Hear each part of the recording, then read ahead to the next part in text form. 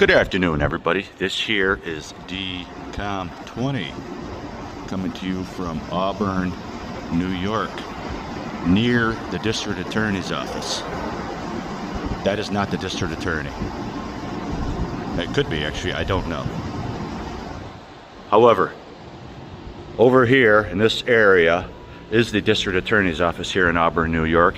And it was over here in that area where John Bodeman and his boss, then boss, Jim Vargason, made an agreement to enter into a criminal conspiracy with Lee Enterprises, interstate fraud, where those two gentlemen would rig a criminal trial in Auburn City Court right there across the street, and at the same time those two guys would give their support to Lee Enterprises and their help with stealing thousands of dollars through perjury and other criminal ways in the New York State Department of Labor, where Rick Emanuel, who was then a citizen of Lee Enterprises and a citizen which was located down there, would go into the Department of Labor, perjure himself, lie, and follow through with his conspiracy through his bosses at Lee Enterprises, including lawyers and the CEO and a bunch of vice presidents.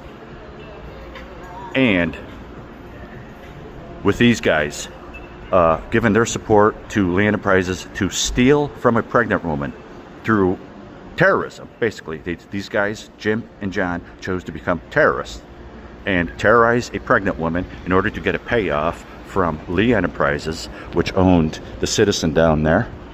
And with that conspiracy, you have John Bodeman and Jim Vargason involved in a rigging of a trial where they tampered with evidence, tampered with witnesses, obstructed justice, right? Coached witnesses to lie under oath. That's what John Bodeman did with many of the Lee Enterprises witnesses and Auburn cops, like Doug Parker. These bars here represent the bars that criminals such as John Bodeman should be behind for breaking the law, such as the perjuries, the lying under oath, the obstruction of justice, tampering with evidence, tampering with witnesses, conspiring with Lee Enterprises to rig the date of a criminal trial through corrupt means. Lee Enterprises has a code of conduct. They're not allowed to be involved in all these felony criminal conspiracies and sleazy dealings, but they are. We call that investor fraud, okay? You think these district attorney is going to do anything about it? No.